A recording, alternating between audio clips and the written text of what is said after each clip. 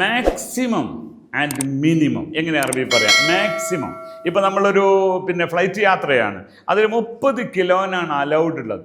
അത് maximum 30 kilo. അങ്ങനെ പറയണം, മാക്സിമം 30 കിലോസ് ആണ്. അങ്ങനെ പറയാം അക്സാ ഷെയ് 30 കിലോ. അതാണ് അക്സാ ഷെയ്, അല്ലെ അക്സാ ഹാജ എന്നൊക്കെ പറയും, അല്ലെ അക്സാ വസൻ. അത് പിന്നെ ആ ഒരു വാക്കിലേക്ക് ചേർത്തുകൊണ്ട് പറയാ കേട്ടോ. അതായത് അകല്ല് ഷെയ് എന്നാലും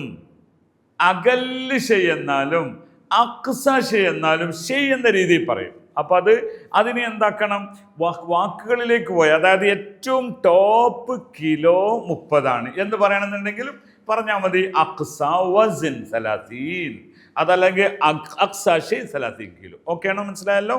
ഇനി അകല്ലാവാം. അതാണ് അകല്ല് എന്ന് പറഞ്ഞാൽ, അകല്ല് ഷെയ് എന്ന് പറഞ്ഞാൽ അറ്റ് ലാസ്റ്റ്, ഏറ്റവും ലാസ്റ്റ്, അതിനും പറയാം. അതുപോലെ ഏറ്റവും ചുരുങ്ങിയത് പറയാമല്ലോ, ചുരുങ്ങിയ കിലോ അറ്റ് ലാസ്റ്റ് എന്ന് പറയും. മിനിമം എത്ര ഉണ്ടായിരിക്കണം? 7 കിലോ. അകല്ല് ഷെയ് 7 കിലോ, ഏറ്റവും ചുരുങ്ങിയത് 7 കിലോ. ഓക്കെ, അകല്ല് ഷെയ് എന്ന് പറഞ്ഞാൽ മിനിമം. ഓക്കെ, അകല്ല് ഷെയ്. അപ്പം നമ്മൾ ഒരാളോട് പറയാണ്, നാളത്തെ പ്രോഗ്രാമിൽ നിങ്ങൾ പ്രസംഗിക്കണം. എനിക്ക് കഴിയില്ല. അകല്ല് ഷെയ്ൻസ് മൗജൂദ്, അകല്ല് ഷെയ്ൻസ് മൗജൂദ് ഫിൽ ഹഫ്ല. ഏറ്റവും മിനിമം നീ അവിടെ പ്രോഗ്രാമിൽ ഉണ്ടായിരിക്കണം. ഇതാണ് അപ്പോൾ അകല്ല് ഷെയ്.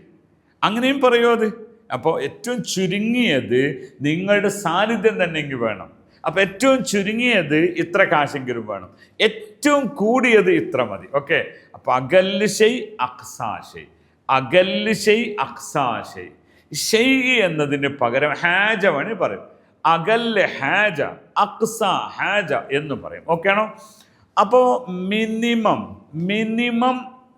അപ്പോൾ നമ്മൾ പറയാണ് മിനിമം 10 ദിവസം വേണം നമ്മളെ പ്രോഗ്രാമിന്. അകല്ല് ഷെയ് 10 അയ്യാം ദറൂരി, അകല്ല് ഷെയ് 10 അയ്യാം ദറൂരി.